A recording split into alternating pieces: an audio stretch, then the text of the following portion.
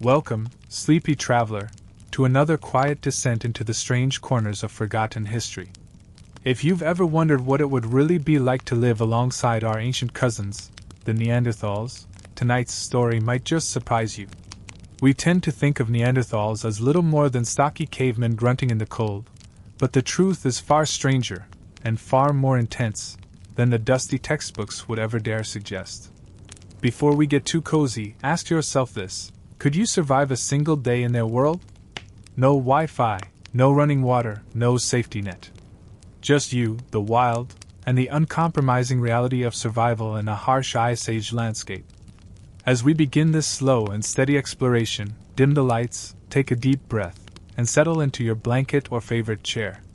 This journey won't be fast, but it will be vivid.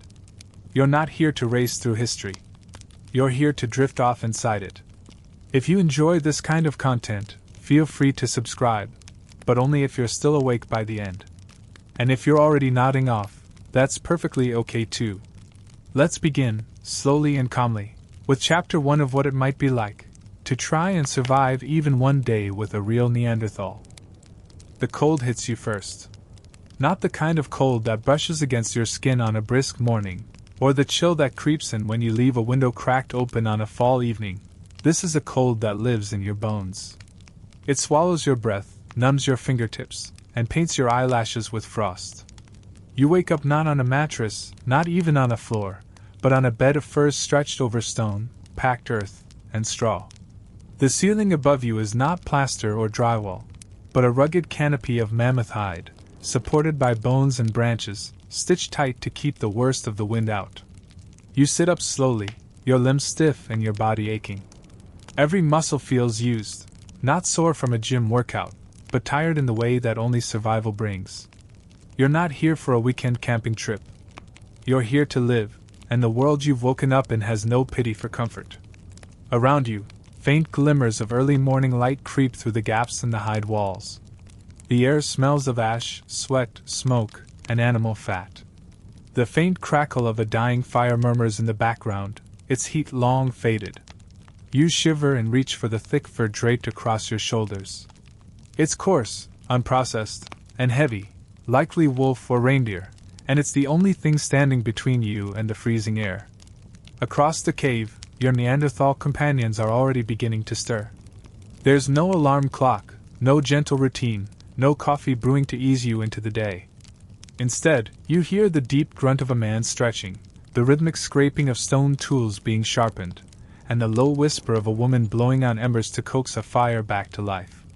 This is the world of the Neanderthals, a place where life begins before the sun rises, and every day starts with the same question: will we make it to nightfall?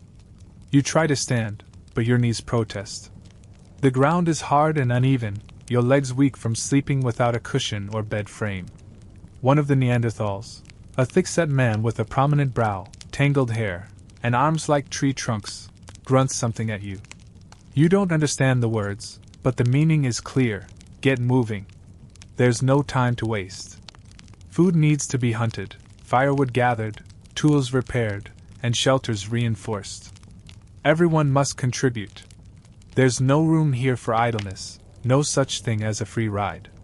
If you don't pull your weight, you're dead weight, and in this world, dead weight doesn't last long. You stumble outside into a world that feels alien. The sky is a pale, icy blue, streaked with clouds like tattered cloth. Snow crunches beneath your feet, though the patches are uneven, a reminder that the Ice Age doesn't bring a constant blizzard, but a relentless, unpredictable rhythm of freeze and thaw. The trees are bare, gnarled, and reaching, their limbs shivering like skeletal fingers. In the distance, a herd of reindeer moves slowly along a ridge, their breath visible in the frigid air. A few Neanderthal men are already observing them from the edge of a cliff, stone-tipped spears in hand. They don't speak much, but the tension in their stance tells you they're weighing the risk of a hunt. Every decision here is a gamble. Food is life, but injury is death. One broken ankle, one infected wound, and you're as good as gone. Back near the cave, the women are busy preparing for the day. But forget any notion of domestic simplicity. These women are strong, broad-shouldered, and hardened by necessity. One of them is scraping a hide with a sharpened flint blade, her hands moving in a rhythm that speaks of generations of inherited knowledge. Another tends to a child, not by cooing or cradling, but by teaching him how to grind ochre stones into powder, likely for use in body painting or primitive glue. Even the children here are workers. Even the elderly are contributors. To be part of this clan, you must give. Rest is not a reward, it's something you snatch between storms, predators, and the endless demands of survival. Your stomach growls, but there's no breakfast waiting for you. No eggs, no toast, no warm drink to ease you into the morning. If you want to eat, you'll have to help earn it. One of the Neanderthals hands you a crude tool, a digging stick hardened by fire. He gestures toward a patch of soil where tubers might be buried beneath the frost. You kneel and begin to dig, your fingers quickly going numb from contact with the frozen ground. Your back aches, your breath hitches, and your pride vanishes within minutes. These tasks, so simple in theory, are exhausting in practice. The Neanderthals watch you without comment, their expressions unreadable. They've done this their whole lives. You, however, are already faltering, and the day has barely begun. As the morning fades into midday, the temperature rises just enough to melt some of the frost, leaving a muddy slick on the ground. The Neanderthals are on the move again. They pack their tools, sling their spears across their backs, and prepare for a short-range hunt. You're invited, or rather expected, to join them. The terrain is unforgiving. Hills, ravines, and icy streams crisscross the land, each one a potential hazard. You slip several times, your breath coming hard and fast, your muscles screaming in protest. The Neanderthals, in contrast, move with brutal efficiency. They don't speak much. Communication comes in the form of gestures, grunts, and sharp glances. They operate like a well-oiled machine, each knowing their role without needing explanation. Eventually, the group halts near a shallow ravine where animal tracks are fresh. The leader, an older male with scars across his face and arms, signals silence. Everyone crouches. Time seems to slow. You hear your heartbeat pounding in your ears, the crack of a twig under your foot, the soft hiss of breath from the man beside you. And then, a blur of movement. A wild boar bursts from the brush, squealing in panic. The Neanderthals spring into action. One launches a spear with terrifying force, another intercepts the animal's escape route. You barely have time to react before the creature is down, pierced, and surrounded. There's no cheering, no celebration. Just a moment of breath, a nod of respect to the fallen animal, and then the work begins. Blood is spilled, bones cracked, meat sectioned. Every part will be used, nothing is wasted. You're handed a slab of meat still warm. It's expected you carry your share back. By the time you return to the camp, your legs are jelly, your arms heavy, and your face windburned. The Neanderthals begin preparing the meat, some for smoking, some for immediate consumption. You try to sit down, just for a moment, but a sharp grunt tells you that rest comes last. There's still firewood to gather, still water to carry from a nearby stream, still tools to clean, furs to dry, and embers to tend. You want to cry, or scream, or lie down and never get back up, but none of those are options here. Your pain is irrelevant. Your exhaustion is invisible. The only thing that matters is the work. Night falls slowly in the Ice Age. The sun dips below the jagged horizon in a smear of orange and blue. The cold returns with a vengeance, crawling into every gap, every seam in your clothes, every crack in the walls. The Neanderthals huddle around the fire, gnawing meat from bones, sharing silent glances and occasional grunts. You sit nearby, hands trembling, too tired to eat, too cold to sleep. The day is over, but there is no victory. No sense of accomplishment. Just survival. You've made it through one day in their world. But you know, deep in your heart, in your aching body, in your frozen fingertips, that you wouldn't last another. And as you finally lie back onto the bed of fur and straw, your muscles twitching and your mind racing, one thought remains: we call them primitive. But they were more capable, more resilient, more adapted than we could ever be. You've survived a day, barely. But this was their every day. For them, it wasn't extraordinary. It was life. You wake the next morning with every inch of your body aching. There's no softness to cradle you, no mattress to coax you into the illusion of comfort. The furs beneath you are damp with last night's cold, your muscles sore from labor you didn't know you were capable of, and your hands blistered in places you wouldn't expect. The fire burned low overnight, and now only thin wisps of smoke snake their way up toward a narrow vent hole in the ceiling. Your breath still fogs the air. The cave is silent, but not with peace. It's the quiet of a place where everyone is already working, already moving, already one step ahead of you. You're late. Again. As you sit up, your back stiff and your knees cracking, you wonder how these Neanderthals manage to do this every single day. You watch them from across the camp as they move like practice machines, not mindless, but deeply ingrained in the rhythm of their world. One is tying sinew cord to a spear shaft with fingers thick from use but shockingly nimble. Another is stirring a hide pouch filled with melted animal fat and crushed bone, some sort of primitive glue or waterproofing resin, perhaps. Their brains are not slow. They're calculating, efficient, honed by necessity. You're starting to see it now. These people, once thought simple or brutish, are anything but. And the longer you survive with them, the more you realize how completely unprepared you are for this kind of life. Today, you're not being dragged along on a hunt or tasked with digging in frozen soil. Today, you're assigned to the hearth. It sounds like the easy job, and at first, you almost feel relieved. But as the older woman with the cracked teeth and steady hands shows you what this really involves, you realize once again how wrong your instincts are in this world. Keeping the hearth going isn't about tossing sticks on a fire. It's about carefully managing heat, arranging stones for optimal cooking, drying kindling just enough so it doesn't smoke, and understanding wind flow, oxygen, and moisture levels. She doesn't speak your language, but she watches your clumsy movements with barely hidden amusement.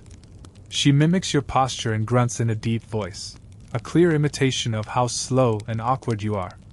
The others laugh quietly. You smile in return, but your cheeks flush with shame. Still, she shows you, over and over again, how to press crushed moss and dried dung into dense bundles that catch flame.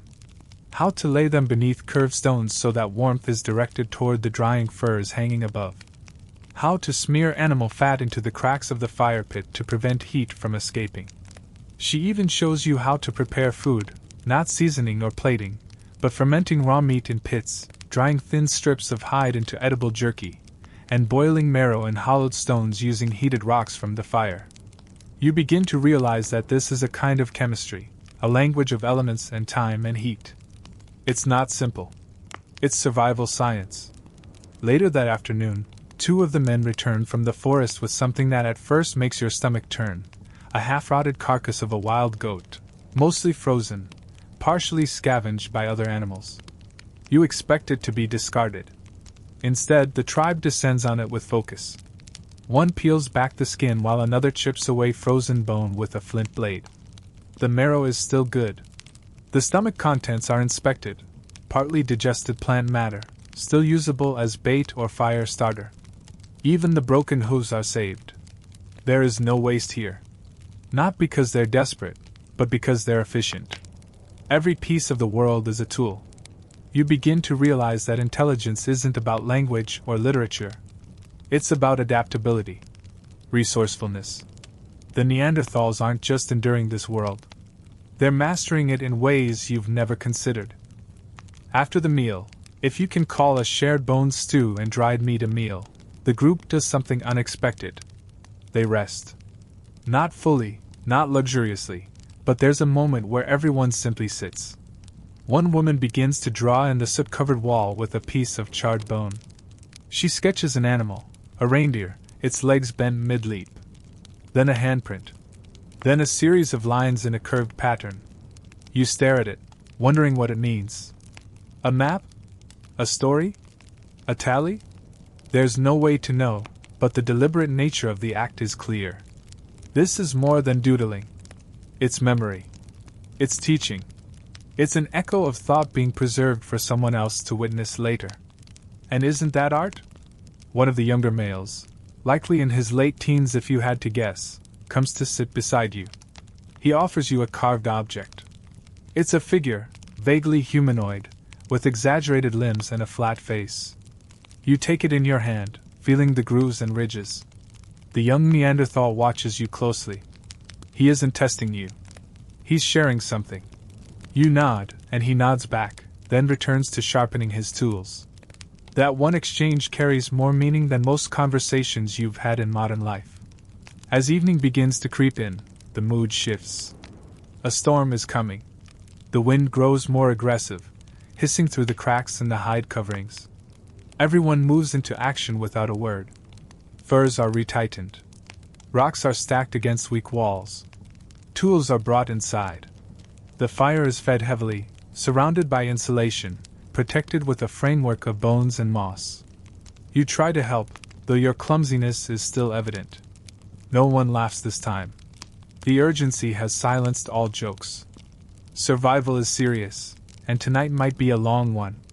The wind howls into the night, battering the walls of your shelter. The fire flickers but holds. You lie close to the others now, packed in tight for warmth, wrapped in shared layers of hide and fur. Body heat is currency here.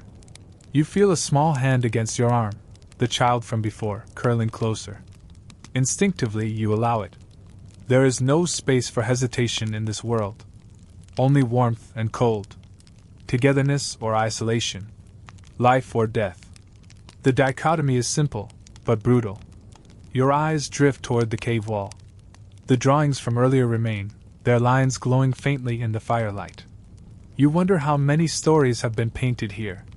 How many generations of hands pressed against this stone. These aren't just shelters. They're classrooms. They're places of memory. You are sleeping in the presence of a people who shaped the world, not with cities or machines, but with endurance, intuition, and astonishing creativity.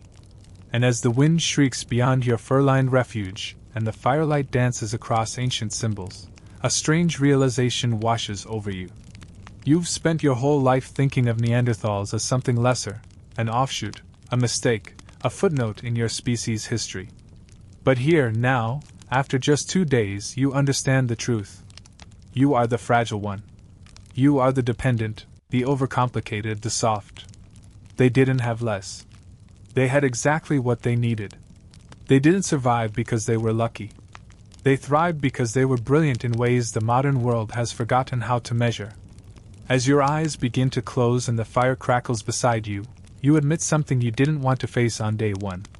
You might be alive for now, but in their world, you're still just visiting. And you wouldn't survive for long. By now, your body is beginning to adjust, if only slightly.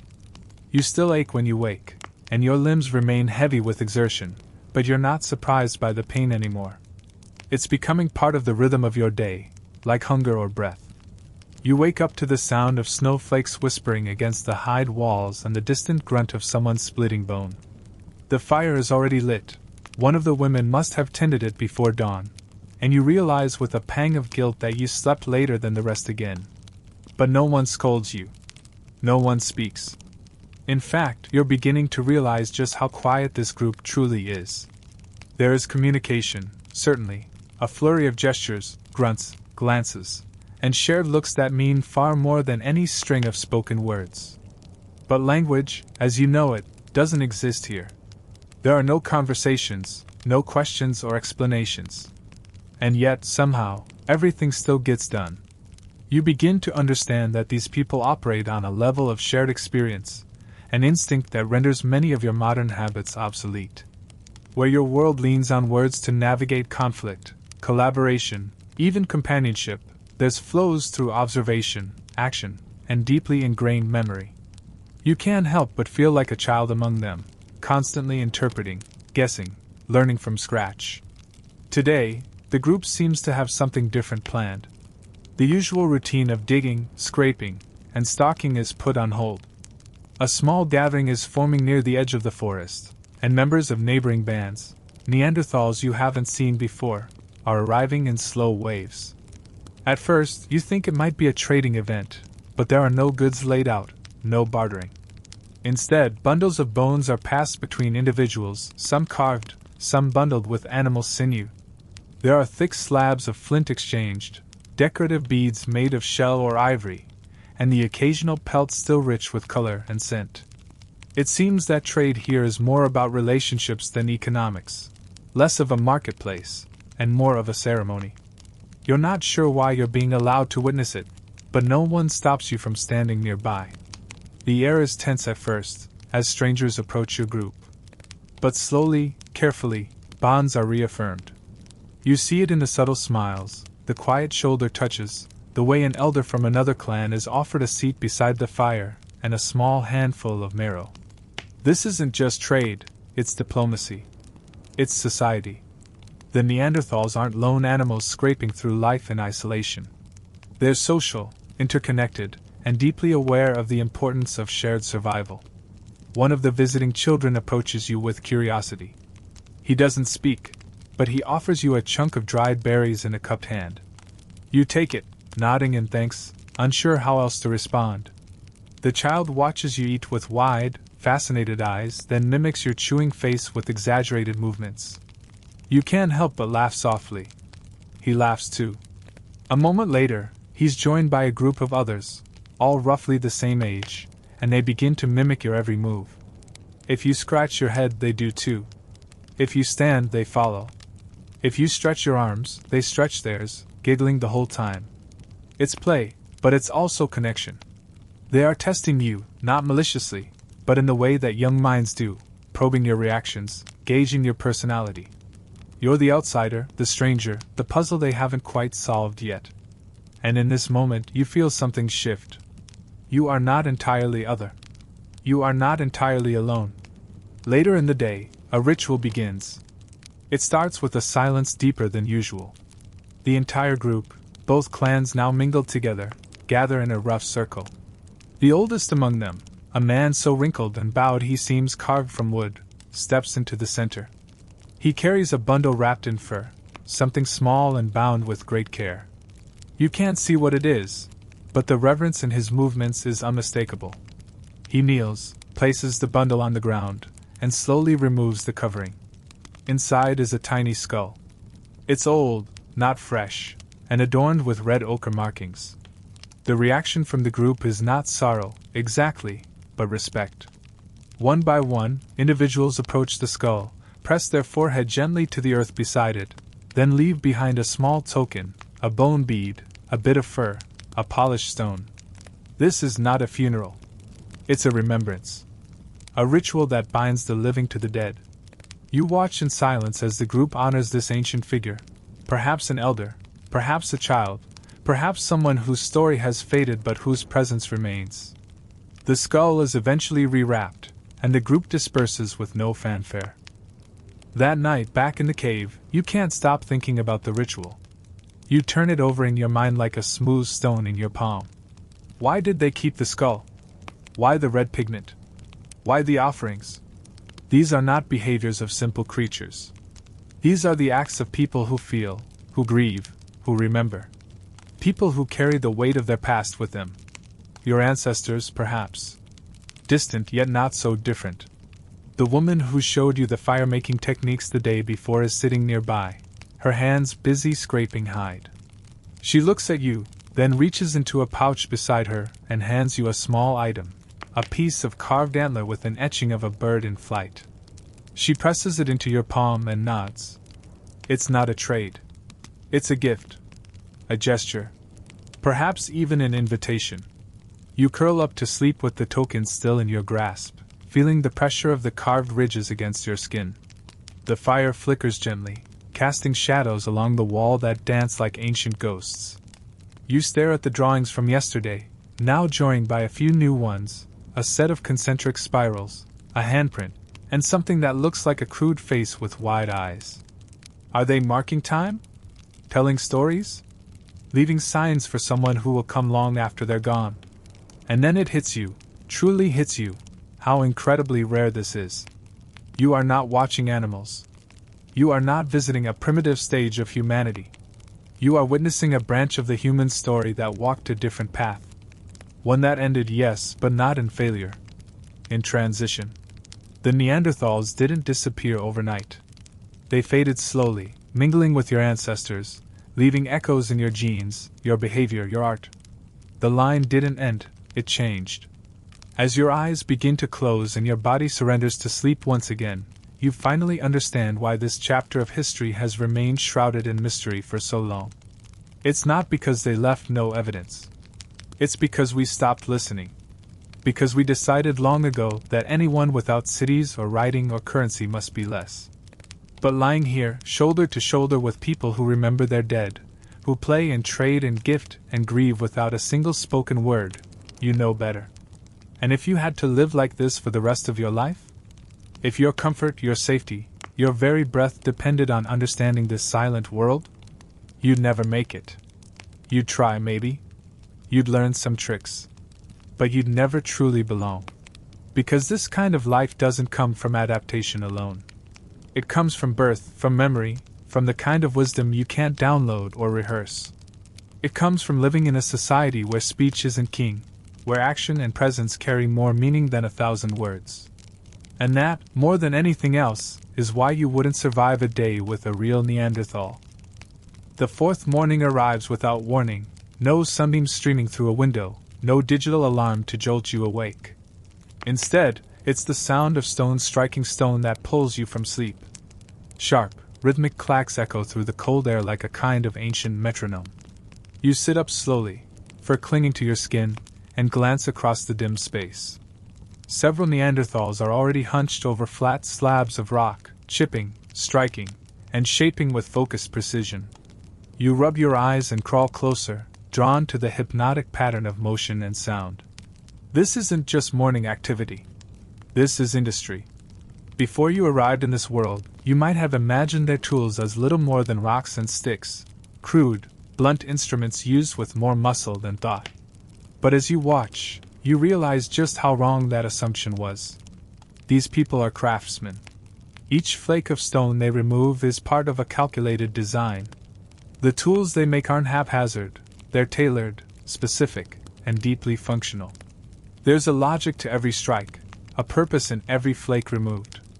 Some tools are made for cutting hides, others for piercing meat, scraping bone, or shaping wood. They don't need a blueprint or a manual. The knowledge is in their hands, passed down through demonstration and repetition, embedded into the muscle memory of generations. A younger man gestures for you to sit beside him. You obey, crouching on the cold stone, and he hands you a chunk of flint and a hammerstone. He shows you, slowly, how to angle the flint just right, how to strike it with precision instead of force. You try. Your first attempt sends shards flying in all directions. He doesn't laugh. Instead, he adjusts your hands, shows you again. You try again. The result is marginally better. You begin to understand that even in a world so removed from your own, teaching is a constant. Patience is universal. And knowledge, real knowledge, isn't hoarded. It's shared. Around you, the toolmakers continue their quiet work. Some are making hand axes, their broad blades shining under the faint morning light. Others are shaping smaller blades, attaching them to wooden handles with sinew and resin. You marvel at their ingenuity. Without nails, without glue, without clamps or vices, they still manage to create functional, reliable implements. They understand the materials in a way you never could. How bone flexes, how sinew shrinks when it dries, how stone fractures along invisible lines. It's engineering, but with instinct instead of instruction. You begin to see how a tribe like this can survive for thousands of years in some of the harshest environments on Earth. They don't rely on chance. They rely on skill. Later, the toolmaking gives way to a new task, preparation for a longer journey. The older men gather supplies, hides for warmth, spears for hunting, fire kits wrapped in waterproof skins. You're told, through gestures, to help carry a bundle of tools. As you lift it, the weight surprises you. These aren't backup supplies. These are essentials, hand-picked for specific tasks. Each item has been crafted, tested, and deemed worthy of the journey ahead. It dawns on you that in a world without excess, there is no room for waste. Every item is earned, and nothing is brought along unless it serves a clear purpose. The journey takes you beyond the familiar forest, into a rocky valley bordered by cliffs.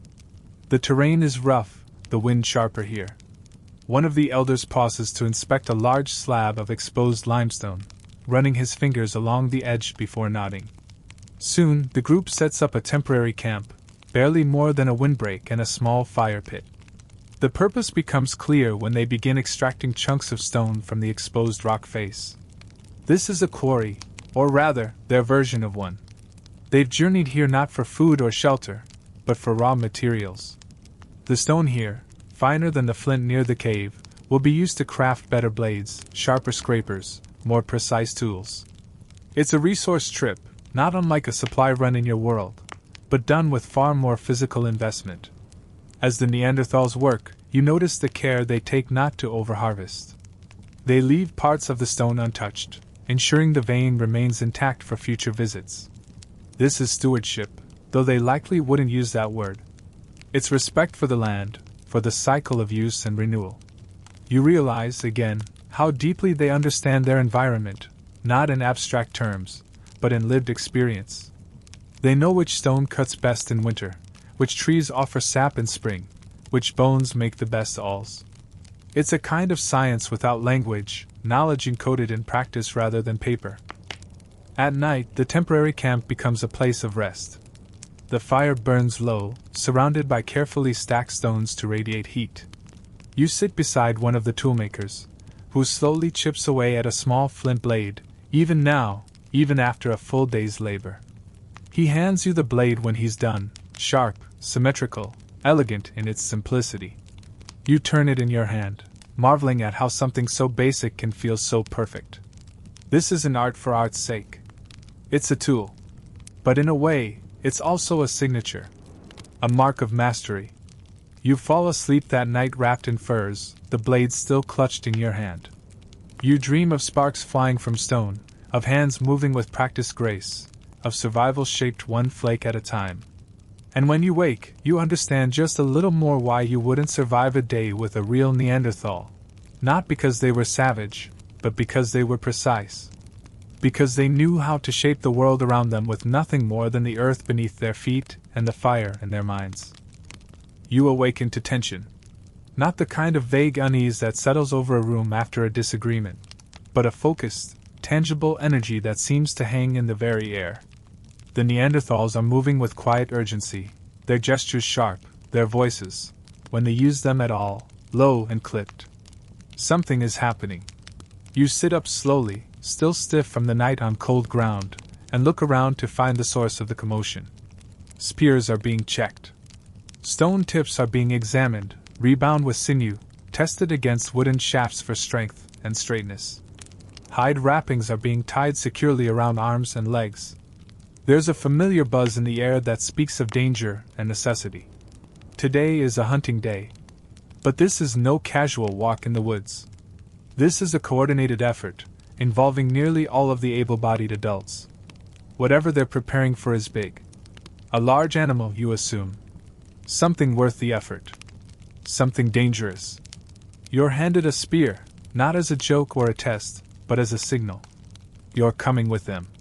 You try to suppress the knot of fear curling in your gut. You're not a hunter. You've never hunted anything in your life. But here, there's no time for explanation or exemption. In their world, if you can walk, you can hunt. The journey begins before the sun has fully risen. The air is biting cold, the sky a flat sheet of gray. The group moves swiftly through the terrain, each step deliberate, each path chosen with care. They avoid noise without even thinking about it. Feet fall on soft moss instead of dry branches. Movements are fluid, almost graceful, despite their size and bulk. You try to mimic their quiet, but you're clumsy by comparison. More than once, you catch a disapproving glance from someone ahead of you after a misstep snaps a twig or sends a small rock tumbling down a slope. Eventually, the group halts at the crest of a ridge overlooking a wide, shallow valley. Below, a herd of large animals grazes peacefully, mammoths. Their forms are immense, even at this distance. Shaggy bodies sway gently as they plod through the snow, trunking through frozen grasses and rubbing against trees. You're breathless at the sight of them, not just because of their size, but because of what they represent. Taking down a mammoth isn't just about meat. It's about survival for weeks. It's warmth, tools, sinew, bone, and fire. But it's also risk. Immense, heavy risk. The Neanderthals begin their approach not with bravado, but with strategy. They split into smaller groups, flanking the valley from either side. Each movement is calculated to push the herd in a specific direction, toward a funnel of rocky terrain where escape would be harder, where the ground slopes inward and limits mobility. You stay close to your small group, heart pounding in your chest, trying to remember every gesture you've seen, every instruction you've guessed at over the past few days. There are no pep talks, no last-minute planning sessions. Only action. Then the signal comes, a low whistle from the ridge, followed by the sudden burst of movement. Shouts, stomping feet, arms waving. The herd startles, and chaos erupts.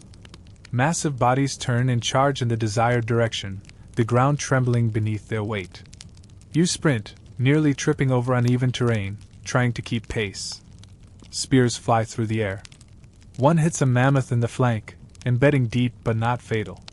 The animal trumpets in pain, its call shaking the air. The hunters are relentless. They don't aim to kill immediately, but to wound, to slow, to isolate.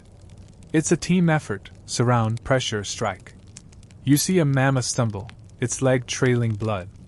Another spear finds its target. The animal roars, thrashing, swiping its trunk wildly. And then it falls. Slowly, heavily, like a crumbling monument. The earth seems to hold its breath as the mammoth crashes down, kicking snow and dirt in every direction. But the danger isn't over.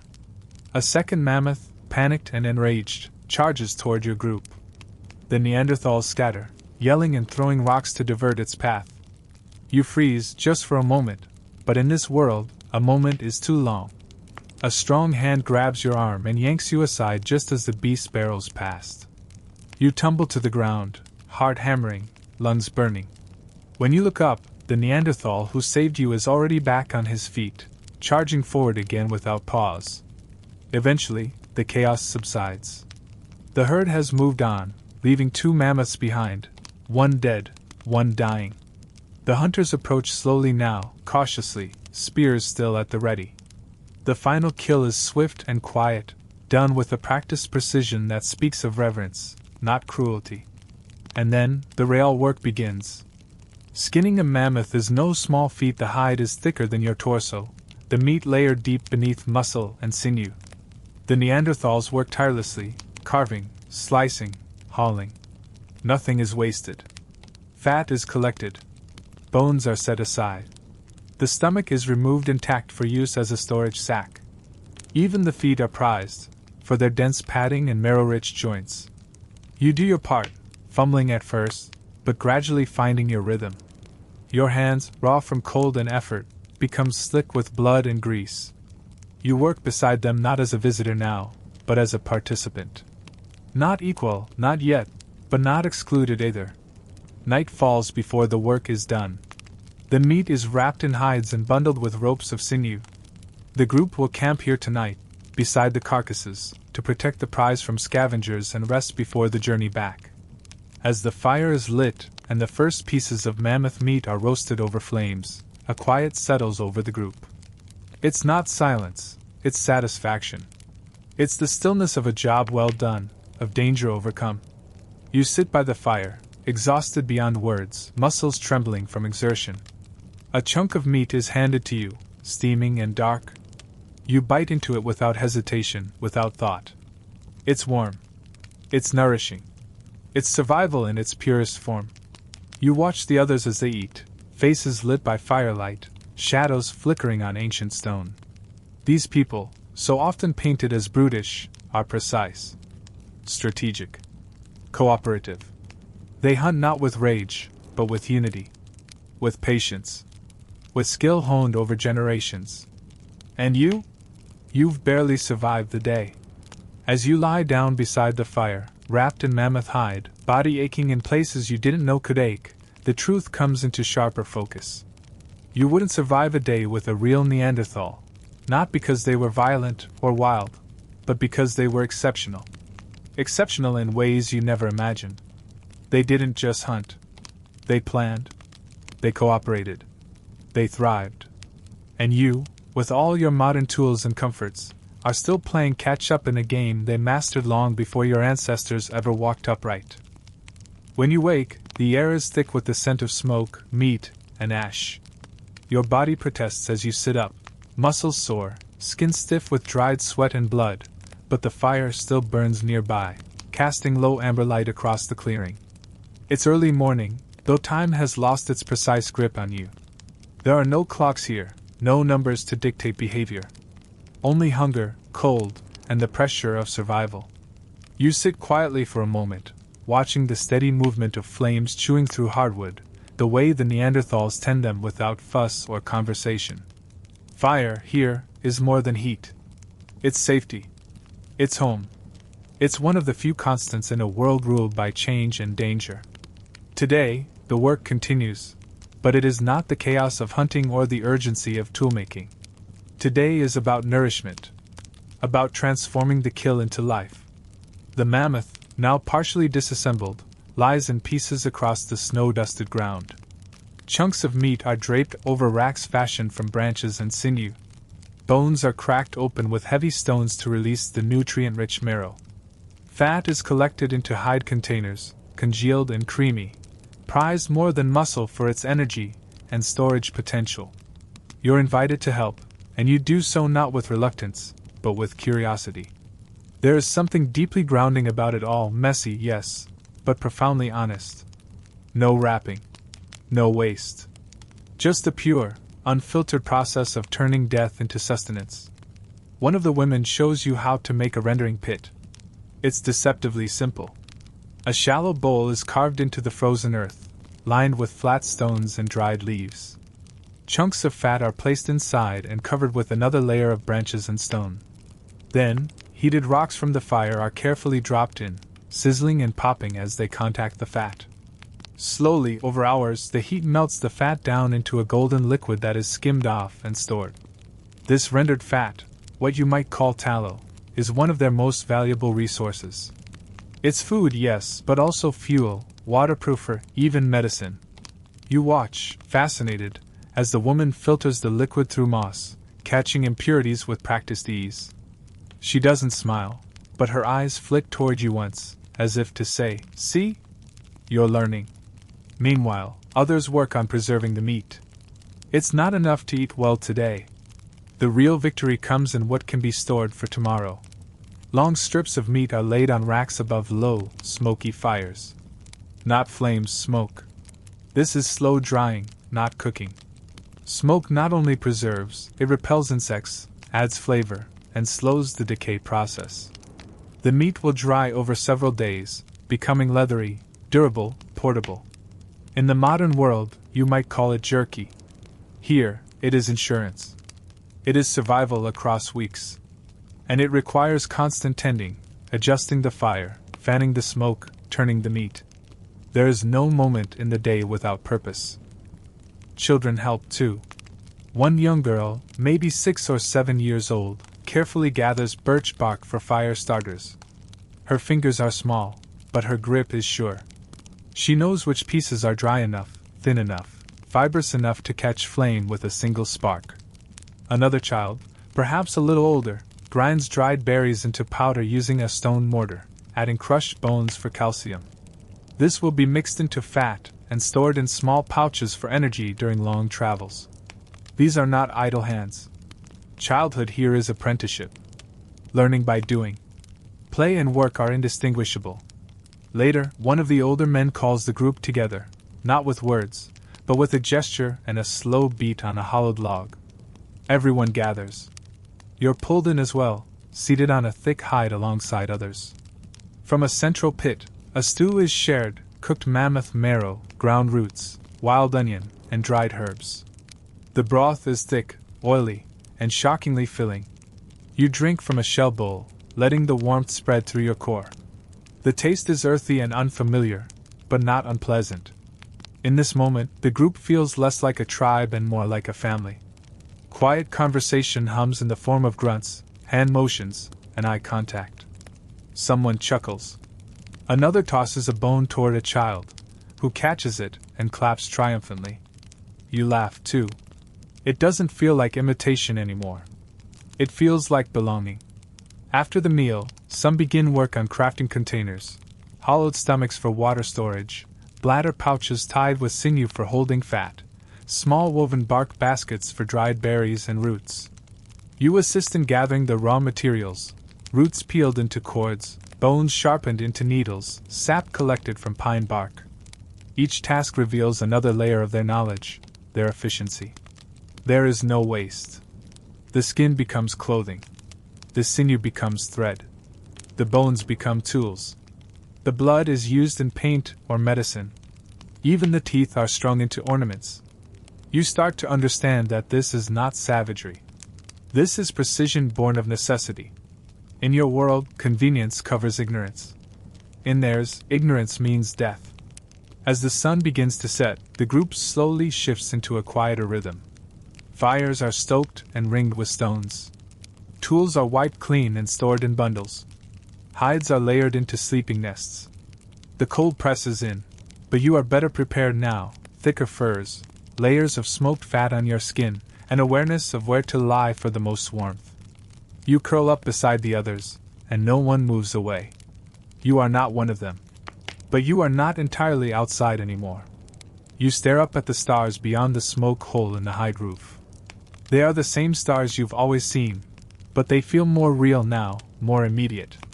There are no buildings to block your view, no screens to distract you. Just the cold, the dark, and the silence of deep time. Somewhere out there, satellites drift and data flows. But down here, in this ancient place, you're reminded of something simpler. Life stripped down to its essence. Fire. Fat. Food. Family. You think about your own kitchen back home, with its neat rows of jars and labels, its prepackaged meals and polished surfaces. Nothing in that world has ever felt as real as the bowl of broth in your hands today, or the grease-stained pelt across your shoulders, or the soft grunt of a sleeping child nearby. These people live without luxury, but they live with purpose, with connection, with skill passed from hand to hand, not screen to screen. As your eyes close and your breathing slows, the scent of smoke and fat clings to your skin. The cold creeps closer, but you are wrapped in warmth, not just of hide, but of community.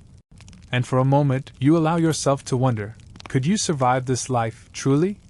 Not just for a day, but for a lifetime? The answer still lingers at the edge of your mind, heavy and unflinching. You wouldn't survive a day with a real Neanderthal, not because you're weak, but because they are stronger in ways you've never had to be. Because their lives were forged in fire and hunger and unity. And you, wrapped in comfort, have never had to fight for your life with your hands and your teeth and your knowledge of wind, stone, and bone. But you are learning. Slowly. And in this world, even a little learning can mean the difference between life and death. The wind changes. It doesn't need to shout to be heard. Its message arrives in subtle ways. A shift in the scent of pine, a deeper hush among the trees, the way the smoke from your fire curls downward instead of up. The Neanderthals sense it long before you do. Their heads turn almost in unison, nostrils flaring, eyes narrowing. No one speaks, but you see it in their bodies. Something is coming. Winter's sharpest teeth are beginning to show. The temperature has dropped again, and this time it's not the temporary bite of morning frost but a deeper, lasting chill that signals a true turn in the season. You pull your furs tighter, suddenly aware of how exposed the camp feels. Your breath plumes in long, slow clouds. The ground beneath your feet has begun to harden, no longer mud and moss but frozen crust and frostbitten roots. The mammoth meat has been preserved as best as possible, but the group knows instinctively that harder days lie ahead. Survival will now mean more than food. It will mean shelter. Plans begin immediately. The group doesn't debate or strategize out loud. Instead, work starts with silent coordination born of experience. Some gather branches and saplings from the forest, others dig trenches into the hillside. You're guided toward a pile of stone tools and directed to help strip bark from a fallen tree. It's grueling work. Your hands go numb, then sting, then throb. You slip more than once, blisters reforming on top of calluses that haven't yet healed. But no one pauses. No one stops. The shelter is not a simple hut or a lean-to. It's a semi-subterranean structure, dug into the slope of a hill to protect against wind and drifting snow. The walls are lined with stones, the gaps filled with clay and moss for insulation. Roof beams are made from thick branches, overlaid with layers of hide and sod. It's not elegant, but it's brilliant. Every feature serves a purpose: angled walls to block wind, an offset entrance to keep heat in, a central fire pit surrounded by elevated sleeping ledges to trap rising warmth. It's a science of survival, learned not in schools, but through generations of trial and error. You marvel at how the Neanderthals work with the land, not against it. They don't clear it or conquer it. They adapt to it. They understand the contours of the hillside, the patterns of snowdrift, the path of the winter sun. These shelters have no locks, no hinges, no glass, but they hold against cold better than many modern tents. And they're built with nothing but hands, stone, bone, and instinct. Inside, the space is tight but efficient. Sleeping areas are lined with layered furs and dried grass. Storage pits are dug along the walls, each containing meat, fat, or preserved berries. Tools are stacked in bundles, their edges wrapped in hide to prevent accidental injury. A small opening near the ceiling allows smoke to escape, while still trapping most of the warmth. It's dark, earthy, and full of scent, fat, ash, hide, sweat. It is not sterile. It is not aesthetic. But it is safe. It is enough. Over the next days, the weather continues to shift. Snow falls, light at first, then heavier. The forest grows silent, muffled by a blanket of white. Even the animals seem quieter. Movement becomes more difficult. The world tightens. And inside the shelter, life begins to contract. The outside tasks lessen. The routines shift inward. Now it is about maintaining, keeping the fire going, rationing food, sharing warmth, telling stories without words. The Neanderthals do not hibernate, but they enter a kind of dormancy, a state of conservation. Days are passed in quiet tasks, sharpening tools, mending furs, grooming each other, drawing on the stone walls with charcoal and ochre. One woman begins weaving a belt of twisted fiber and sinew, her fingers moving in a rhythm that lulls you into drowsiness just watching. A man shapes a new spearhead, his hands steady despite the dim light. Even the children grow quieter, their play more subdued, more careful. This is not boredom. It is wintering. You spend hours by the fire, listening to it crackle and pop, watching the way the flames dance across the walls. You think of home, of heaters, coats, lights you can turn on with a switch. And yet, somehow, none of that feels as secure as this cave with its smoke and its silence, and its steady, ever-burning heart of fire. One evening, during a particularly sharp cold snap, the group huddles even closer. Bodies are pressed together in a shared pile of warmth and trust. The woman beside you, who once teased your clumsy fire-making, tucks part of her fur wrap over your legs without a word. A child curls up at your side, their breath warm against your arm. Across the fire, the old man with the carved staff stares into the flames, his eyes reflecting the light. He begins to hum, not a melody in the modern sense, but a low, rhythmic sound that rises and falls like breath itself. Others join in, softly. The sound is ancient, primal, and comforting. You don't know what it means, but you don't need to. It is not a song to be understood. It is a memory made real in sound.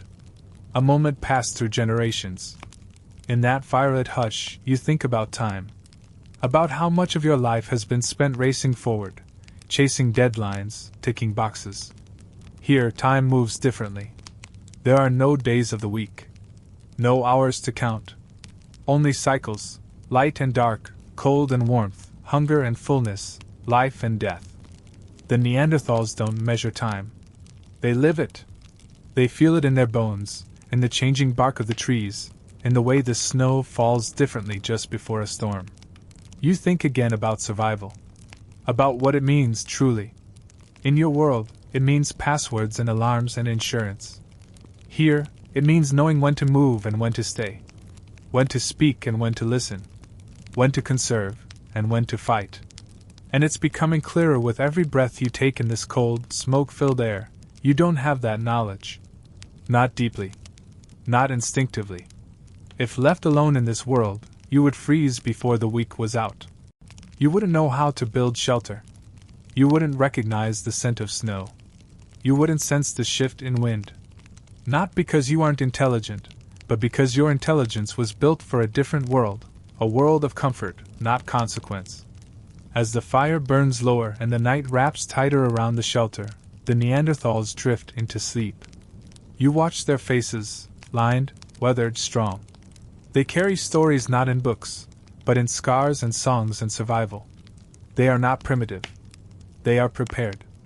And you, despite your education and your cleverness, still wouldn't survive a day with a real Neanderthal.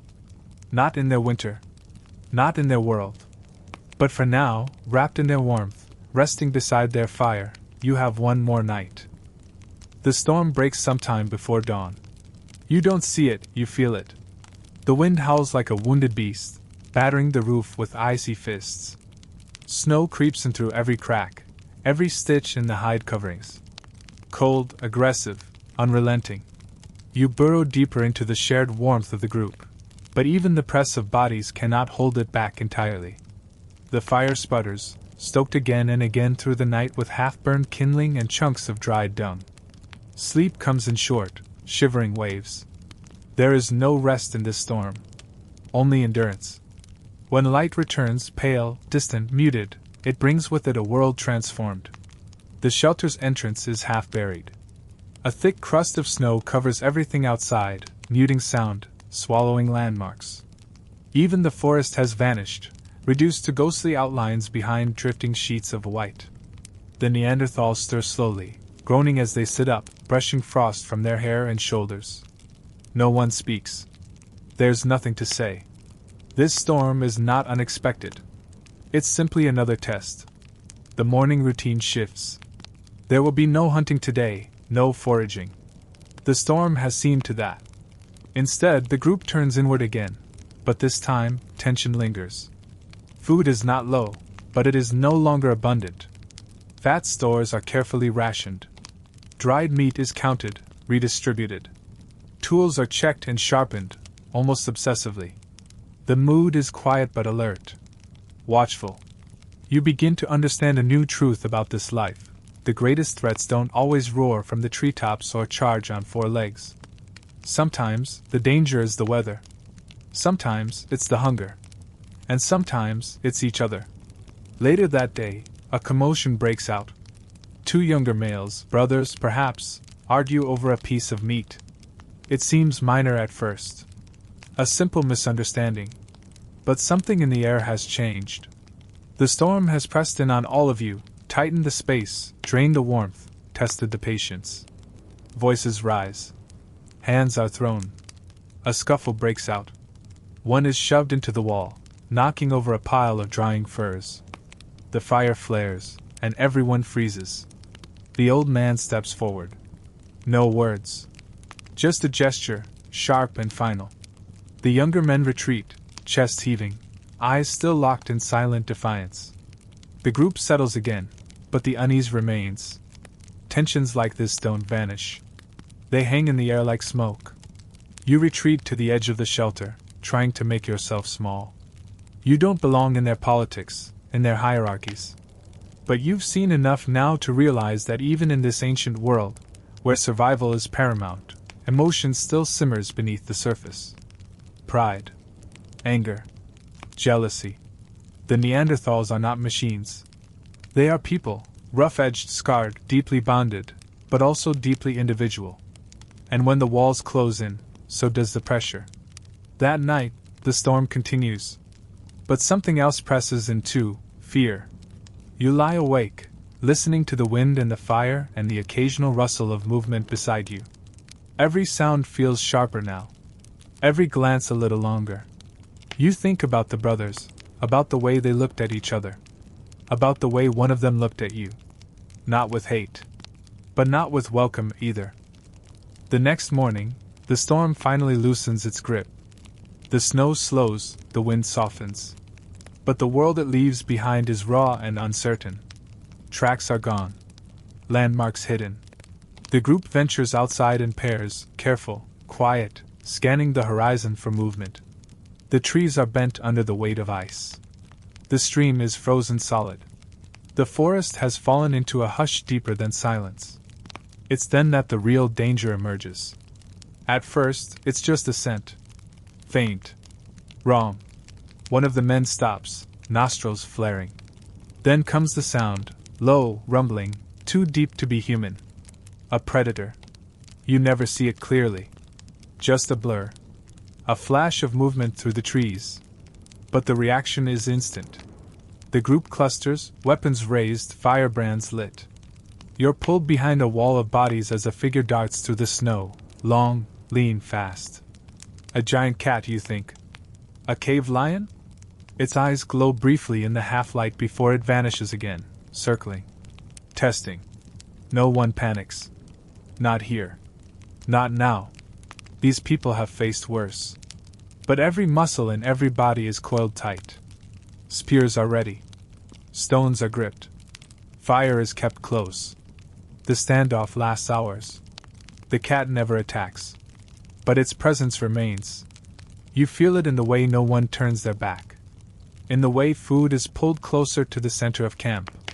In the way children are kept within arm's reach. Survival is not just about what you can kill. It's about what you can endure. What you can outlast.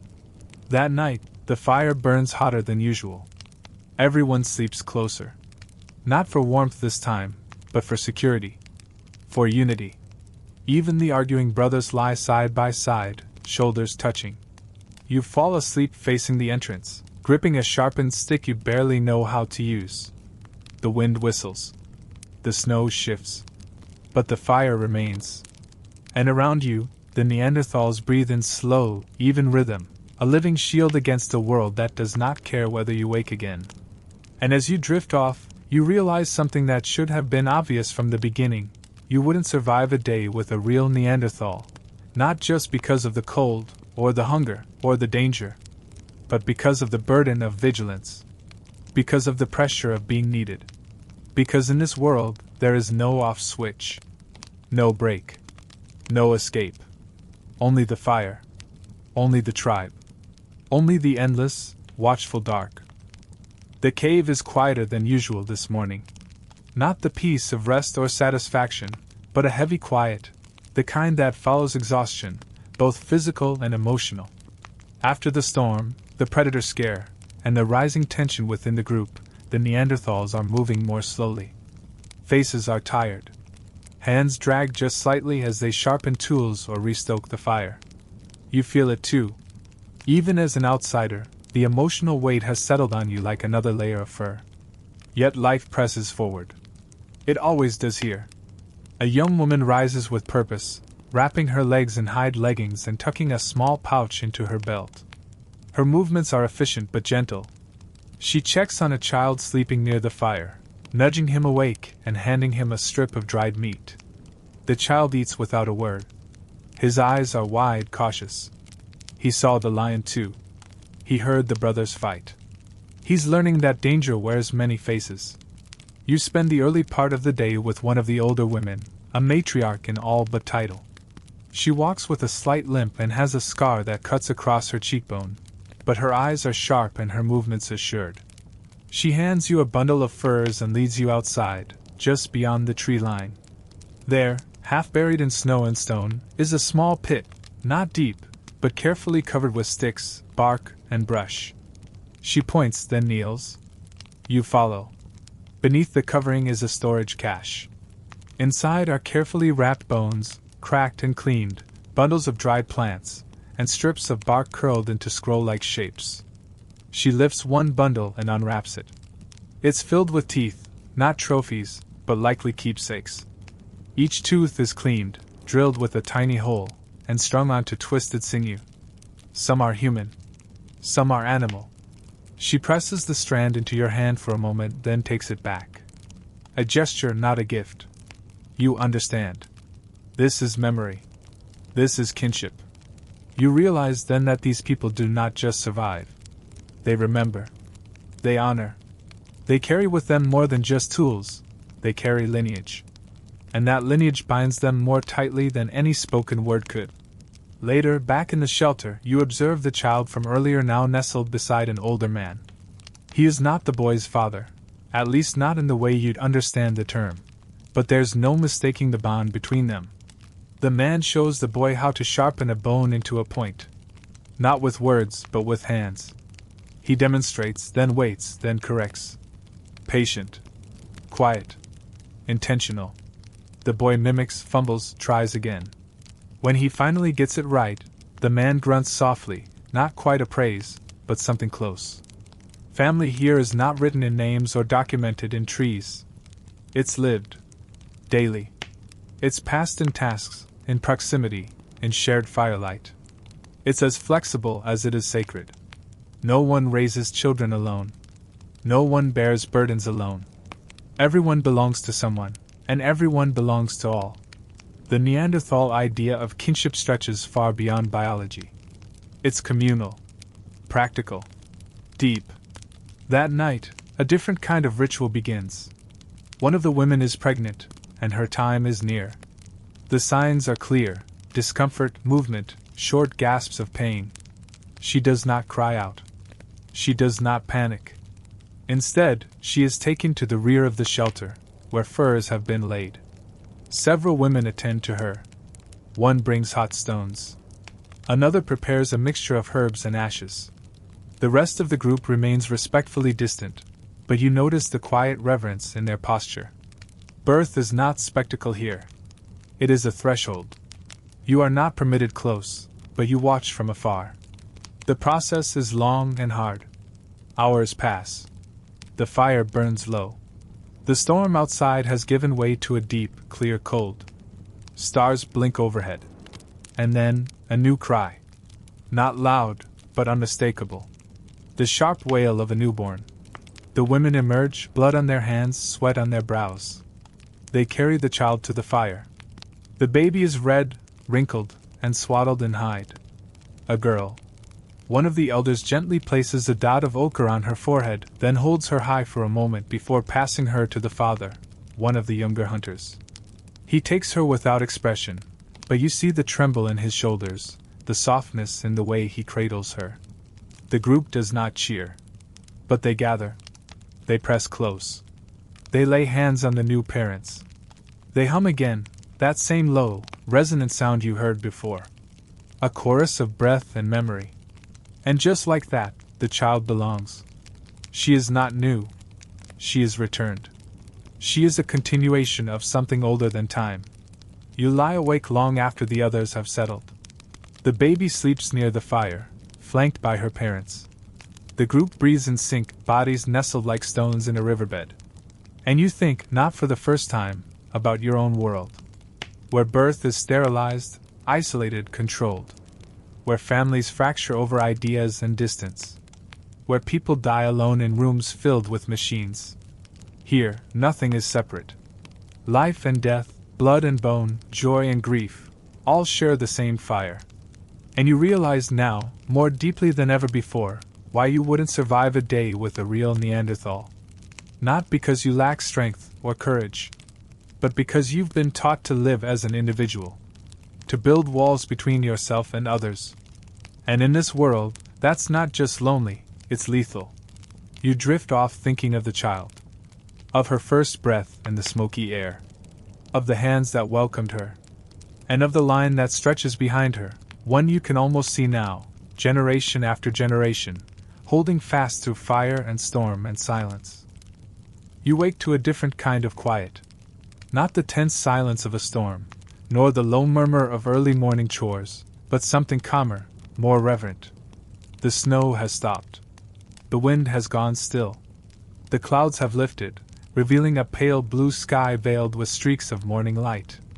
For the first time in days, the world outside the shelter feels open again. The Neanderthals sense it too. The energy in the group shifts from guarded to alert, like a muscle ready to move after long rest. The baby sleeps soundly, wrapped in furs and cradled between her parents. Around her, life picks up again. You're sent out with two others, men whose faces are now familiar, if not friendly. Your task is not to hunt, but to track. Not to find something to kill, but to listen to what the land has to say. They don't explain this, of course. They don't have to.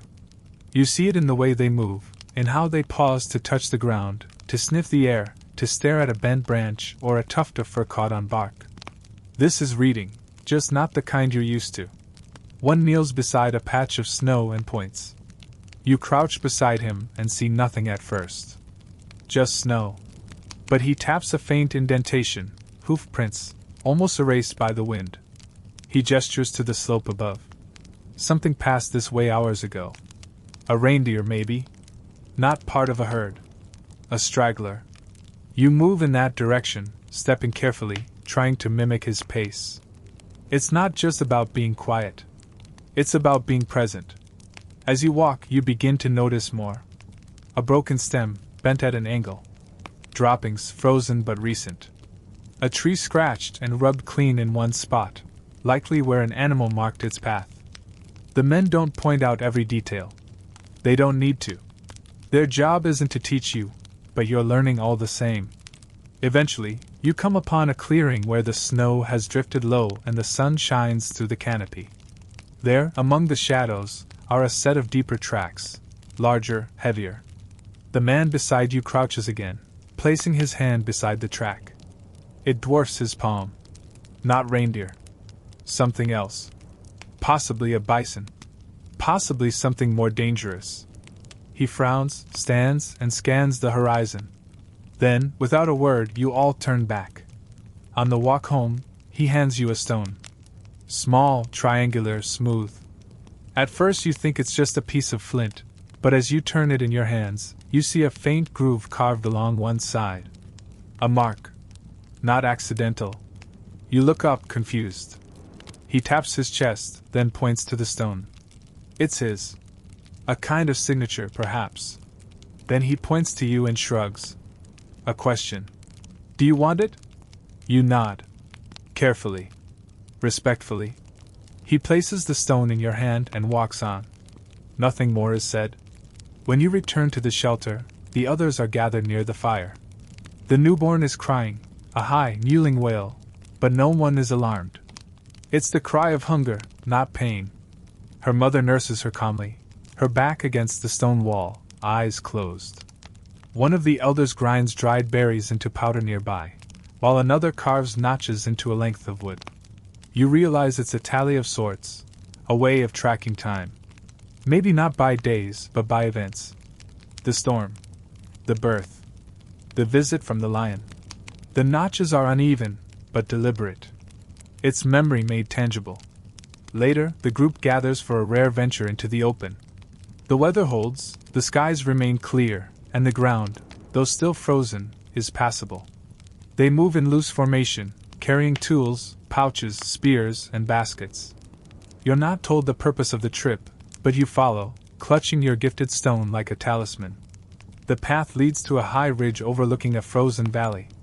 The view is breathtaking, miles of white, dotted with groves of trees and the dark ribbons of partially frozen streams. The group fans out, each person taking a position along the edge of the ridge. They sit, quietly, watching. Time passes. An hour. Maybe two. No one speaks. No one fidgets. They observe the land the way others might watch a play or read a poem.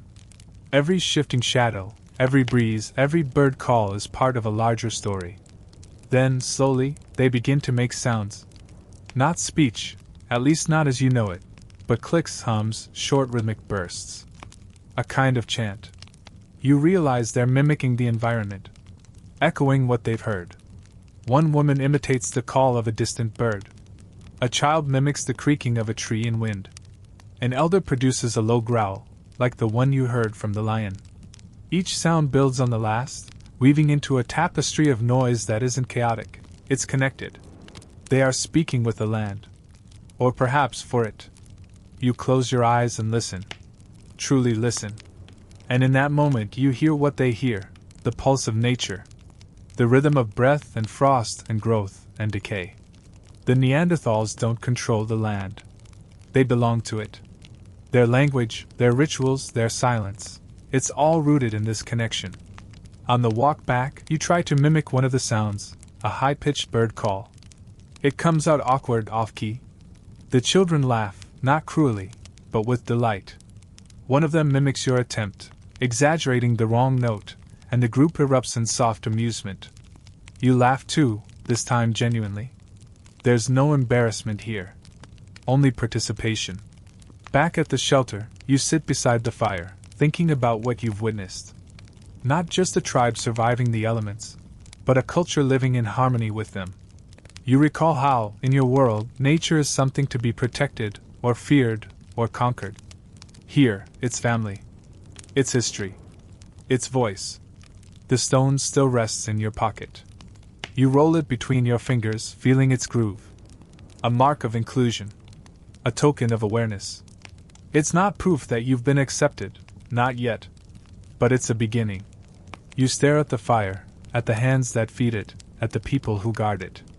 And you realize, again, how far you still are from truly surviving here. Not because you lack strength, but because you still think of nature as a backdrop, not a language, not a guide. And that, above all, is why you wouldn't survive a day with a real Neanderthal. Because they didn't just live in the land. They listened to it. They spoke its name. They remembered its moods. And they knew, better than anyone, that survival isn't about domination, it's about fluency. Returning to the shelter later that day, you saw preparations had increased. The young men gathered long branches and secured stone blades to their ends, while the women braided cords and refolded blankets. One of the children had lost a small fur pouch, and the others fanned out instinctively to help him find it. The child who had once nearly drowned now carried a bundle of firewood without stumbling. The old man who painted in charcoal sat on a flat stone, staring at the rock wall in front of him. For the first time, there was no pigment in his hands. He just sat, gazing with unfocused eyes, as if memorizing the markings he had made before time erased them. You wondered if he, too, knew this would be the final night here. As dusk settled and the temperature dipped, you sat again beside the healer. This time, she gave you a handful of herbs to grind without guiding your hands. She didn't correct your pressure or adjust your rhythm. She simply worked beside you, two women joined by task and silence. You thought about the first time you had sat with her, fumbling, nervous, unknowing. Now you moved with familiarity, not mastery, but with care. She reached into a pouch and withdrew a small, smooth stone. She handed it to you without explanation. Etched into its surface was a spiral, much like the one she had drawn on your forehead the day the tribe had accepted you into their rituals. You held it tightly, understanding that this was not a decoration. It was a memory made portable. That night the fire was lit earlier than usual, its flames higher, steadier, more deliberately tended. Around it the tribe gathered, but not with the ease of routine. There was something ceremonial in the way they sat, in how they touched their shoulders together, in how the children curled against their parents instead of playing near the edge of the circle. A pot of stew was passed around, thicker than normal, made from the last of the dried roots and meat they would not carry. The old man finally picked up his charcoal again and pressed it to the wall. He drew not a scene of the hunt or the birth or the animals they had tracked, but a series of simple human figures, one beside another, each with a hand touching the next. It was crude, almost childlike, but you felt it land inside your chest like a deep note struck on a drum. As the fire burned low, and the youngest among them began to drift into sleep, the humming began. It was softer than usual, not the strong, unified resonance of a shared ritual, but something quieter, almost a whisper. You joined in, this time not as an outsider mimicking tone but as someone who had lived inside their world. The vibrations of your voice curled into the space between bodies, twining with theirs, building not in volume, but in weight. You realized this might be your final night to do so. You hummed with every piece of memory you could summon, of snow, of stone, of ash, of the cold water in the river, of the fur that smelled like smoke, of the child's laughter, of the way grief had been carried instead of buried. When morning arrived, the tribe did not wait. The fire was doused. The furs were rolled. The stone tools were wrapped and strapped across backs. There were no shouted instructions, no lists to check. Everyone knew their role. The child who had once placed a carved figure in your hand now ran up to you and tucked something into the crook of your arm. Another carving, this one smaller and shaped like a curled animal, perhaps a fox or wolf. You tried to thank him, but he had already turned and followed the others. The old woman who had sung during the birth patted your shoulder once, and the hunter with the scar nodded toward the east. It was all the farewell they would offer. And it was enough. You watched as they departed, one by one, their footprints fading into the patchy snow and wet earth. No one looked back. Their world had taught them that nothing was owed to the past. Their direction was always forward. You remained behind, standing in the center of the now empty shelter. The walls felt both familiar and foreign, like a skin you had grown inside and now outgrown. The ashes of the last fire cooled behind you. The spiral-marked stone pressed against your palm. You did not cry. There was no need. You were not abandoned. You had been given a gift, a glimpse of a world older, simpler, more brutally honest than your own. As the sun rose higher and painted long shadows across the clearing, you sat once more near the fire pit. You touched the earth, now free of frost, and felt the warmth of it. This land, once unknown, had become part of you. You traced your fingers through the ash, drawing the same spiral again and again until the wind erased it. Your time here had not been a dream. It had not been a fantasy. It had been real. It had changed you. And even if you could not live here forever, a part of you would never leave. You wouldn't survive a day with a real Neanderthal, not because you lacked strength, or cleverness, or endurance, but because you had been raised in a world that shunned silence, feared stillness, and demanded certainty. Their world was none of those things. It was raw, present, communal. Pain was accepted. Death was carried. Joy was quiet. Love was unspoken. And survival was not a contest, it was a rhythm. You had learned to move to it, even if only for a time. Now, as the wind shifted and the calls of distant birds echoed from tree to tree, you rose and began walking. You did not follow their trail. You walked your own path, back toward a world that had no shelters made of stone and bone, no spiral-etched rituals, no silent funerals. But you would carry them with you, in your bones, in your pace, in the way you listened when no one else was speaking. And somewhere, in a far-off valley warmed by the breath of spring, a tribe of Neanderthals walked into the future without hesitation, never knowing how deeply they had changed the life of one quiet stranger. The morning air was thinner, warmer, and strangely unfamiliar, as the sky slowly shifted from the cold slate of dawn into something tinged with gold. You opened your eyes within the shelter one final time, taking in the softened silhouettes of bodies curled in sleep, their forms bundled in furs that no longer needed to be wrapped so tightly. The fire had burned low during the night, reduced to a whisper of orange beneath the ash, and yet the warmth remained, not from the flames, but from the presence of those who had shared its glow with you for so long. For days now, you had sensed a quiet kind of preparation, a shift in mood that suggested the tribe was getting ready to move again. There were no discussions, no planning circles, no firm proclamations. Movement, like everything else in this world, unfolded with natural rhythm and minimal spectacle. Still, there were signs. Baskets were reinforced with sinew. Skins were retied around tools that hadn't been touched in weeks. Children gathered herbs in pairs, careful to choose only the most supple roots. The older members of the group spent longer gazing past the edge of the trees, where the sun's warmth was beginning to melt the snowpack into patches of damp moss and dark earth. You emerged from the shelter and stood near the clearing, watching as thin tendrils of steam rose from the thawing ground. The forest around you, once so heavy and still with winter's weight, was breathing again. Water trickled in places where ice had once silenced the land. Birds you hadn't heard in weeks chirped from hidden perches, their calls light and irregular.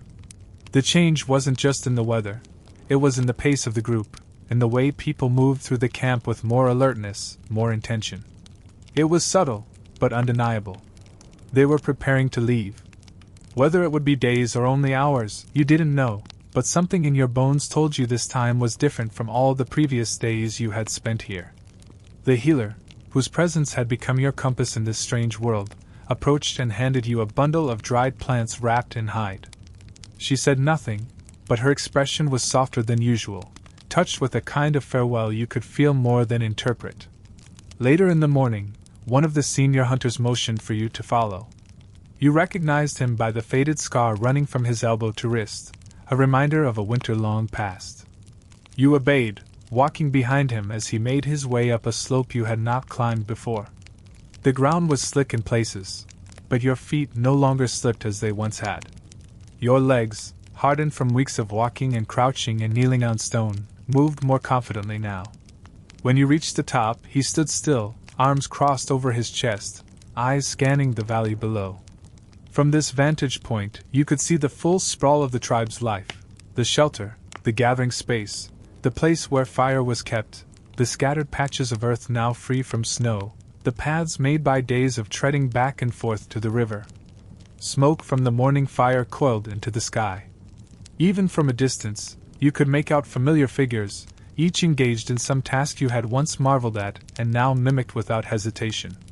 The hunter did not speak. He didn't need to. The message was clear. This was a place of watching, of deciding. Soon, they would leave this valley behind, just as they had left countless others before it. She lay at the base of a twisted pine, her body curled against its roots. Her eyes were closed. Her arms wrapped around herself. She might have looked peaceful if not for the stillness of her skin. There was no breath, no movement. Frost clung to her lashes, her hair. Her hands were empty. Whatever she had been gathering was gone, dropped, or never found. The men stopped, neither startled nor stricken. They simply stood there, heads bowed slightly, as if the forest had lowered its voice and they were listening. Then the older man stepped forward and knelt beside her. He didn't touch her immediately. Instead, he placed a hand on the earth beside her head and held it there. After a moment, he gently brushed the frost from her face and closed her eyes. The younger man began gathering fallen branches. Not for a pyre. For a stretcher. They didn't plan to leave her here. She would not become part of the soil in silence. She would return. You helped, awkwardly at first, until the pattern of their task became clear. The stretcher was simple, a frame of straight branches bound with strips of hide and fur, reinforced with cross beams.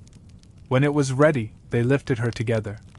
You steadied the rear as they adjusted their grip. She was light. Too light. The walk back was slower.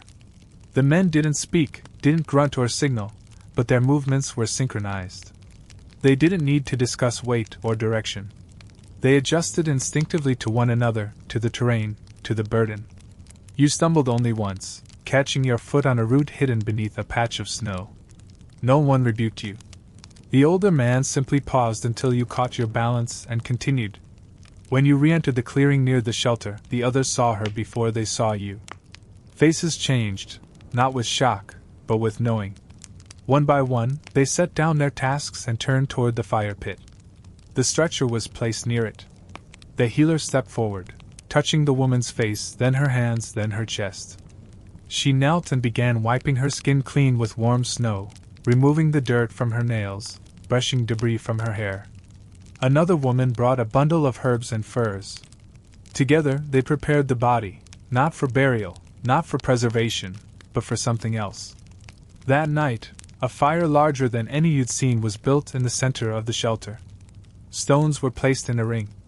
The wood was stacked with deliberate care, branches chosen for their burn, their scent, their crackle. The body was lifted, wrapped in furs, and placed atop the wood. Around the fire, the tribe gathered in a circle. No one gave instructions. No one led. And yet, every person began to hum.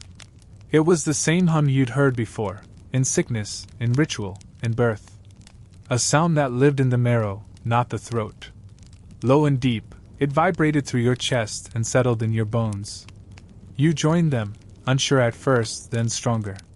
The sound swelled, not loud, but complete. as if the walls of the shelter had taken on the hum as their own breath. When the fire was lit, it caught fast. The furs burned quickly, curling and blackening, revealing the shape beneath. You didn't look away. No one did. The flames climbed higher, then steadied, consuming but not wild. The body was reduced slowly, respectfully, to smoke and light and ash. By morning, only embers remained. The ashes were gathered into a small leather pouch, which was placed in a hollow along the shelter wall. You noticed others there, pouches, bundles, stones arranged with care. This was their cemetery. Not beneath the earth, but beside the fire.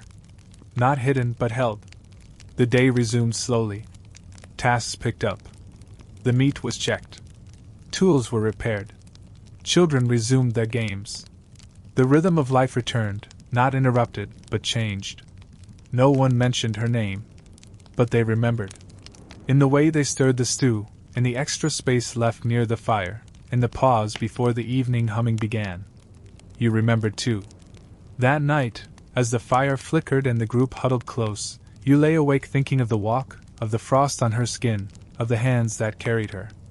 You thought of how she had gone out alone and not returned, and how the tribe did not panic or hope or deny. They accepted. They retrieved. They remembered. You realized then that this was what your world had forgotten, that loss is not something to be solved. It is something to be witnessed. And perhaps this is why you wouldn't survive a day with a real Neanderthal. Not because of the cold, the danger, or the hardship, but because your world teaches you to avoid death at all costs. To hide it, sterilize it, remove it from sight. Here, death is not the end of a life. It is the continuation of a story. It is the breath before the next verse of the song. You closed your eyes and listened to the fire's final crackle, knowing that in this world, even silence is part of the language. The cold had begun to loosen its grip, but the air still carried the memory of frost. The snow was thinning in patches along the forest floor, revealing the flattened reeds and decayed leaves hidden beneath it, but the bite of wind had not softened. The days were stretching, just barely, and the tribe moved with a rhythm that suggested a shift in season, slightly longer hunts, more foraging, less huddling, and more wandering beyond the perimeter of the shelter. Still, even with the slow approach of change, there was a weight in the camp, a silent thread woven between movements and glances. You noticed it first in the way the fire was tended more absent-mindedly, how the meat was passed hand to hand with less chatter, how fewer people hummed as they worked. There was someone missing. You hadn't thought to ask, didn't yet have the vocabulary, spoken or silent, but the space she had occupied in the shelter remained untouched, her tools untouched, the corner where she once slept left deliberately undisturbed. She had gone out to forage 3 days earlier, and she had not come back. No one had spoken about it, not even through gesture, but everyone knew. Absence was not a mystery here. It was part of the landscape. Not every return was guaranteed. Not every step led home. What unsettled you most wasn't her disappearance. It was the way the group folded her absence into the fabric of daily life without rupture. They didn't wail or pace or call her name into the wind. They didn't organize a search party. They didn't even speak of her, not in any way you could recognize. And yet, her absence was everywhere. It lived in the unspoken, in the way eyes lingered too long at the edge of the clearing, in the way meals were portioned with a hesitation you couldn't quite describe. You wanted to understand, to ask questions, but there was no way to shape them. All you could do was watch. All you could do was follow. The morning the 2 men approached you, you didn't expect an invitation. One was the older hunter with the scar down his forearm, a man whose silence felt carved from the same stone as his tools. The other was younger, more agile, the one who had mimicked your awkward bird calls weeks before. They gestured for you to join them. No words. Just a glance, a tilt of the head, the faintest nod toward the forest path. You rose and followed, heart tight in your chest. You didn't know where you were going, but you knew why. This wasn't a hunt. It wasn't for food. It was for her. The path was narrow, barely a path at all, more a series of impressions left behind by countless feet, both human and animal. The snow was crusted over in places, brittle and ready to break, while elsewhere it had melted into soft mud that sucked at your boots. You stepped carefully, trying to mimic their fluid movements. They walked with a grace you could never replicate. They didn't pause to think or calculate. Their bodies knew where to step, how to bend, when to pause and look up. You followed with more noise than you liked, slipping occasionally, earning brief glances over shoulders that said nothing but saw everything. They moved like memory. You moved like a question. After an hour, the older man crouched and touched the snow with 2 fingers. You followed his gaze and saw the faintest impression of a footprint, barely more than a shadow. He tapped the edge of the print and then pointed forward. The trail was old, partially erased by wind and time, but it continued. You hadn't seen it before, and even now it seemed like a trick of the light. But they followed it with certainty. You followed them. The forest grew quieter as you walked. Even the birdsong seemed hesitant. The trees here were older, their branches gnarled and heavy with lichen. You passed fallen logs coated in frost, rocks split by ancient freezing, and places where the snow had been undisturbed for days. Then you saw her. You awakened to the sound of coughing, not yours, not loud, but persistent. Wet. Ragged. It's coming from across the shelter, where one of the elders is hunched by the fire, wrapped in multiple layers of hide. His face is drawn, eyes heavy with weariness. Every breath rattles. He's not just cold, he's ill. There's no medicine cabinet here. No antibiotics. No hospitals or clinics to retreat to. And yet, the moment the group notices, a chain of care begins to unfold with fluid efficiency. 2 women tend to the elder without panic, but with urgency. One brings hot broth, rich with fat. Another begins crushing dried herbs against a flat stone, adding snow to create a dark, pungent paste. She smears it on the elder's chest, then wraps him in another fur, tucking the edges close to trap the heat. You watch, fascinated, from a respectful distance. There's no drama, no scramble. Just practice routine, passed down through experience. The Neanderthals are not helpless in the face of sickness, they're prepared. Their medical knowledge isn't written in books, but carved into memory, into gesture, into the unmistakable scent of healing plants drying beside the fire. One of the women notices your interest. She gestures for you to follow her outside. You obey, clutching your cloak tighter against the morning cold. The forest is glazed in frost, branches heavy with icicles. But the woman moves with confidence, brushing snow from certain shrubs, bending to sniff the bark of certain trees, scraping a cluster of gray-green moss from a rock. She hands you a small sprig of lichen, motions for you to sniff. The scent is earthy, bitter, almost metallic. She taps her chest and nods. Good for lungs. You understand. The walk becomes a lesson.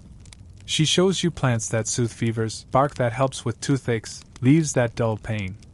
Some are boiled into tea, others crushed into paste, others chewed raw. Her hands are stained with resin, her pouch full of roots and berries.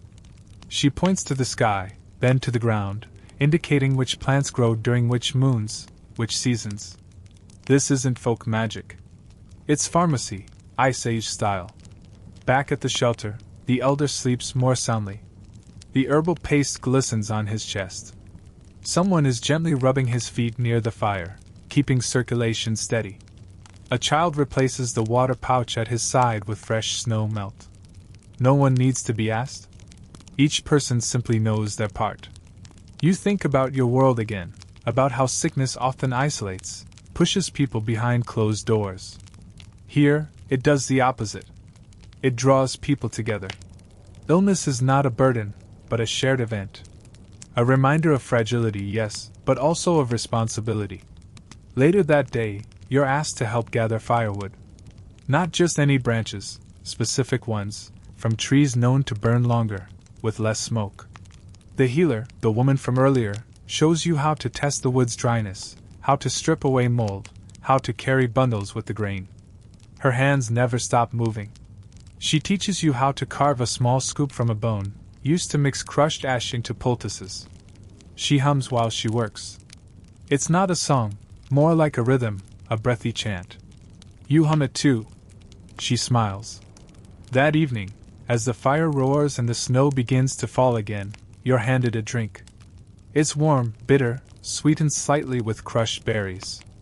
You sip it slowly, feeling the warmth spread through your chest. It's a tea made from herbs the healer showed you earlier, immune boosting, she mimed. For strength. The elder stirs beside the fire. He's still weak, but breathing easier. The cough has softened. His eyes open briefly, and he nods at you. There's no smile, but it's a gesture of acknowledgement. You helped. Even if only in small ways.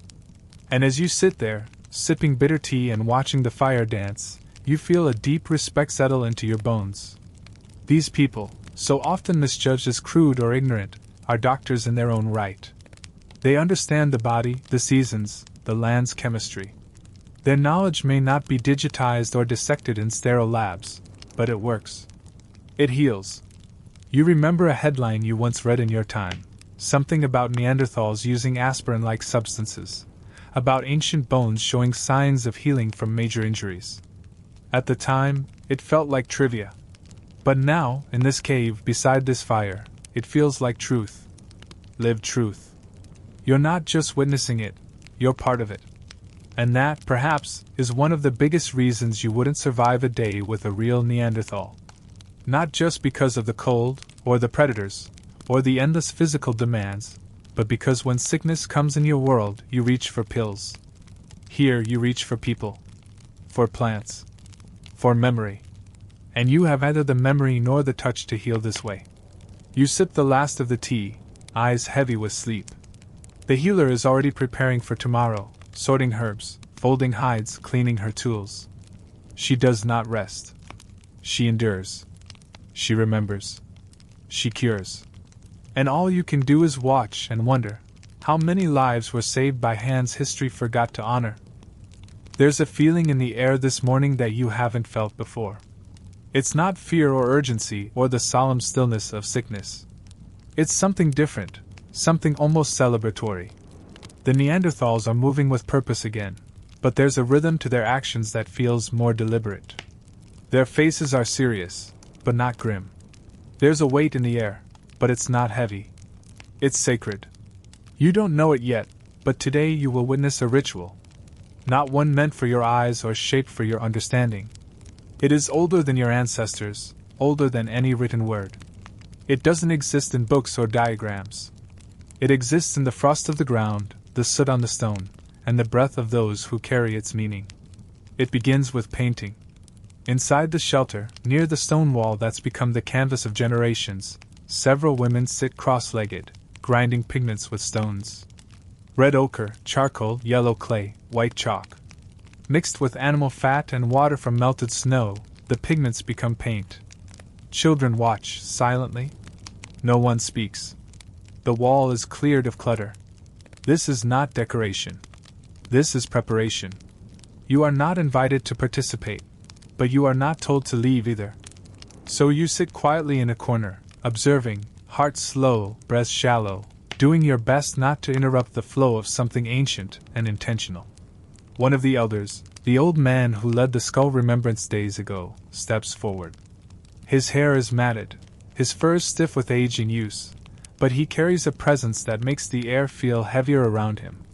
With a piece of sharpened bone, he dips into the red pigment and begins to draw.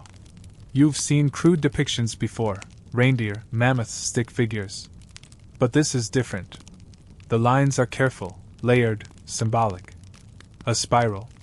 A handprint. A crude figure with one arm raised. Then another image beside it, a predator, jaws open, body coiled to strike. The scenes begin to take shape, one beside the other. Movement. Conflict. Transformation. You realize that this is not random art. It's story. It's memory. It's myth. The figures are arranged in a spiral that tightens toward the center. One line circles around them all, a boundary, perhaps. A protection. Or a path. Then the humming begins. It's soft at first, barely audible. A low, rhythmic sound from the back of the cave, where several of the older members of the group sit with their eyes closed. It's not music in the traditional sense. There is no melody or harmony. Just vibration. A call. A remembering. More voices join. The humming deepens. The cave seems to breathe. The man who painted the spiral turns to the fire and lifts a bundle of dried herbs. He tosses it into the flames. Smoke erupts, sharp, earthy, almost sweet. It fills the space quickly, curling around heads clinging to furs. The air thickens. Then the movements begin. The group rises slowly. Each person takes something in hand: a stick, a feather, a bone, a stone. They form a circle around the fire. Not dancing. Not exactly. But shifting. Swaying. Moving together. Arms lift. Heads tilt back. Feet step in unison, forward, backward, in a pattern that speaks of repetition, of a memory lived many times before. A child enters the center of the circle. She is marked with a stripe of ochre down her face. She carries a carved object, a bird perhaps. She places it near the fire, bows deeply, then steps back. Another person takes her place, an elder with twisted hands and deep-set eyes. He lifts a bundle of bones, touches them to his forehead, then lays them beside the carving. One by one, each member of the group offers something to the fire.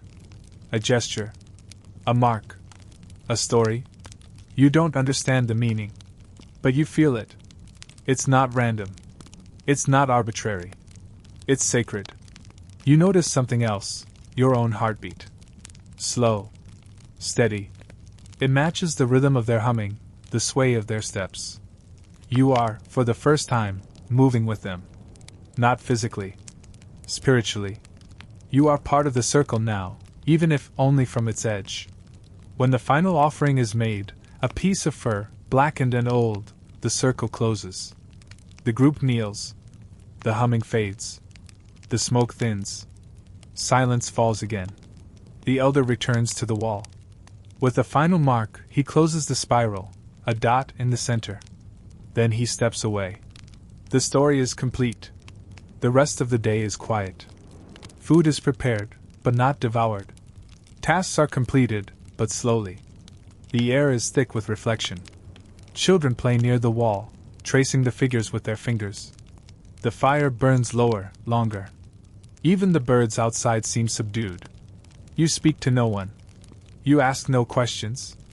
But inside, something has changed. You begin to understand that rituals here are not about gods or fear or superstition. They are about memory, identity, connection.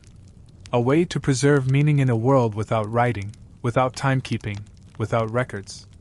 And perhaps that is why you wouldn't survive a day with a real Neanderthal. Not because you lack strength, or courage, or endurance. But because you live in a world of forgetting. A world where ritual is performance, not practice. Where the past is stored on servers, not in song. They remember in movement. In pigment. In silence. And you? You're only just beginning to learn how to listen. The days begin to shift. It's subtle at first, barely noticeable changes in the light, in the way the frost clings to bark, and how the snow feels underfoot. But the Neanderthals notice. You see it in their behavior, the way they adjust their routines. The children spend longer outside. The hunters begin to travel farther. The fire isn't fed quite so constantly. The ice is loosening its grip. You hadn't realized just how long the cold had reigned until it begins to withdraw. It doesn't flee, it fades. And with its retreat comes a subtle transformation in the tribe. Life doesn't exactly become easier, but it becomes lighter. The fear of freezing each night gives way to cautious hope. You begin to notice more laughter, more gentle teasing between the hunters, more singing among the children. Not music as you know it, no instruments, no chorus. But melody shaped from breath and memory, passed mouth to mouth like warmth. This is when the Neanderthals begin to move again. Not far, not all at once. But small groups begin to venture beyond the ridge, beyond the valley, in search of what the cold may have buried or revealed. You are chosen to go with them, not because you are strong, or fast, or particularly useful, but because you have endured. You've become a body they can count on. Not a part of them. Not truly. But close enough. The journey is different this time. Less desperate.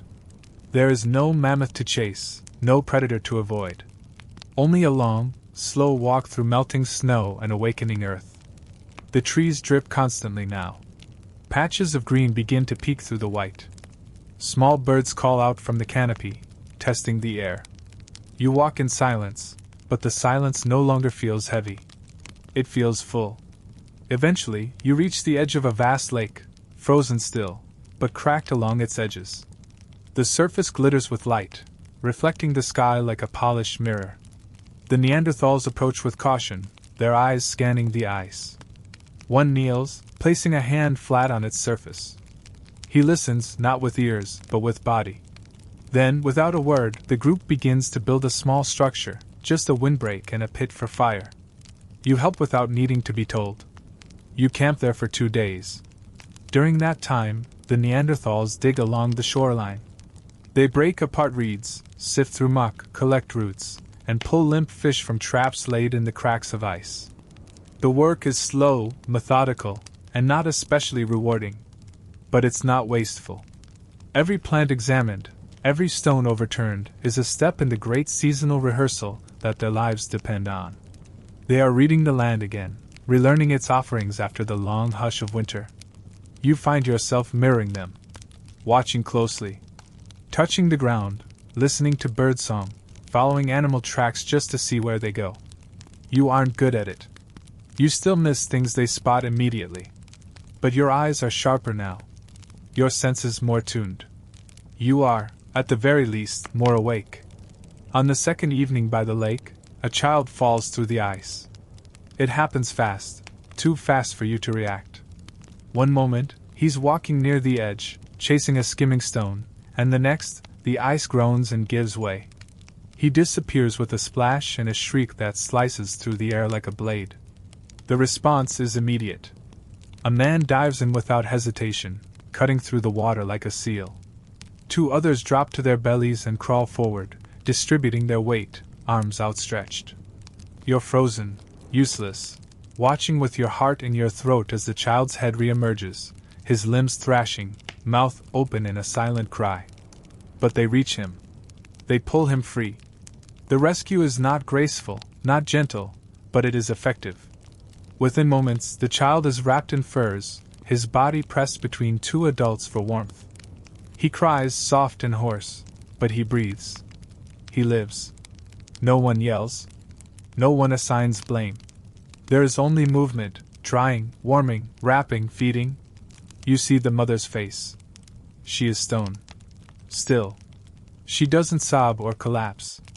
She kneels beside the child, strokes his hair, and hums that familiar melody. The same one you've heard during rituals and sickness and storms. That night, the fire burns higher than usual. Everyone huddles close, not out of necessity, but unity. You find yourself near the child, who sleeps restlessly. His fingers twitch in dreams, but he is safe. Beside him, the man who leapt into the lake sleeps too, soaked furs drying beside the fire. His breath is deep, even. You think of the phrase that brought you here. You wouldn't survive a day with a real Neanderthal? And once again, it's proven true. You didn't dive into that water. You didn't crawl across the ice. You stood, stunned, while others acted. It's not that you're weak. But your world has trained you to pause. To plan. To assess. Here, there is no pause. Only instinct. Only response. And it saves lives. The next morning, the group packs up camp without discussion. They return to the valley, to the cave, to the shelter they've built stone by stone. The child walks, supported by his mother. His hair is damp, but he is alert. He survives. As they all do. You carry a bundle of reeds gathered at the lake. They'll be used to weave new mats for sleeping, for storage, for trade. The work never stops. The need never ends. And as you step back into the cave, greeted by the hum of fire and the smell of smoke and stew, you feel the enormity of what you've witnessed settle into your chest. Survival here is not about domination or intelligence or strength alone. It is about reaction, protection, sacrifice. And you realize that you wouldn't survive a day with a real Neanderthal not because you don't care, but because you hesitate. Because your instincts have atrophied in the glow of comfort. They haven't. And that's why they endured longer than we ever gave them credit for. The cold has softened, but it has not gone. The winds have gentled, but they still whisper across the rocks. And the fire, though lower than before, continues to burn. You sit beside it in silence, watching the flames sway, listening to the familiar creak of the shelter and the soft, steady breathing of those around you. It is your final night with the Neanderthals, though no one knows it but you. You haven't told them. How could you? There are no words, no gestures, no marks to explain departure when time is fluid and language exists in the spaces between motion. There is no concept of farewell here, not the kind you know. When people leave, they go hunting. They move to new shelter. Sometimes they die. But they do not say goodbye. They simply become part of something else: memory, ritual, soil, fire. You've learned much. You've learned to strike a fire with frozen hands and stone, to shape hide into warmth, to listen for footsteps in snow and breath in silence. You've learned to read the land, not with mastery, but with awareness. You've watched rituals unfold, births take place, dangers rise and fall. You've been part of their rhythm. Not entirely, but enough to feel its pull. You've carried wood, dried meat, crushed herbs. You've laughed with children and mimicked bird calls badly enough to earn grins from stoic men. And still, there is so much you do not know. The group is quieter tonight. Maybe they feel it too, that a season is ending, that change hums beneath the ground. One of the women, the healer, sits across from you, mending a fur with bone needle and sinew thread. She doesn't look up, but her hands move with unconscious rhythm. You realize you've memorized that motion. You could almost mimic it. Almost. The child who nearly drowned is asleep beside you, curled tightly, his breast shallow but steady. Occasionally he murmurs in his sleep, fragments of dream, or memory, or both. His mother sleeps beside him, one hand resting gently across his back. Her fingers twitch every so often, as if still brushing away snow or fear. You'll remember that hand. Outside, the stars appear in quiet layers. There are no lights here to blur them, no cities to dim their brilliance. You step outside the shelter alone and look up. The sky is a dome of sharp brilliance. The constellations are familiar, but they don't feel the same. Here, under this sky, they feel older. As if this is where they were meant to be seen. As if they remember you, even if you've forgotten them. You turn back to the cave and see it glowing from within, firelight flickering like breath, shadows moving like memory. This is not just a shelter. It is a home. A cradle of warmth carved out of frost and stone. A place where time is carried in muscle, in gesture, in fire smoke. A place that will go on without you, just as it did before you arrived. And so you begin to prepare. Quietly. You gather your few belongings. The stone with the groove gifted by the tracker, the bone spoon carved by the healer, a scrap of hide marked faintly with ochre spiral. Not souvenirs. Not tokens. Just memory. Just proof, perhaps, that it wasn't a dream. You return to the shelter and sit for one final time by the fire. The old man who paints on the wall sits beside you now, his hands stained with pigment even in sleep. You study his face, lined with years, but not burdened by them. He wears his age like bark wears moss, accumulated, honored. You think of what you will miss most, not the fire or the food or even the faces. You'll miss the stillness. The silence that speaks louder than speech. The way these people move in the world with certainty, without apology. The way they remember without needing to record. The way they live without questioning why. As the fire burns lower, you lie down among them one last time. The furs are scratchy, the floor uneven, the smoke clings to your skin. And yet, it is the most comfortable you have ever been.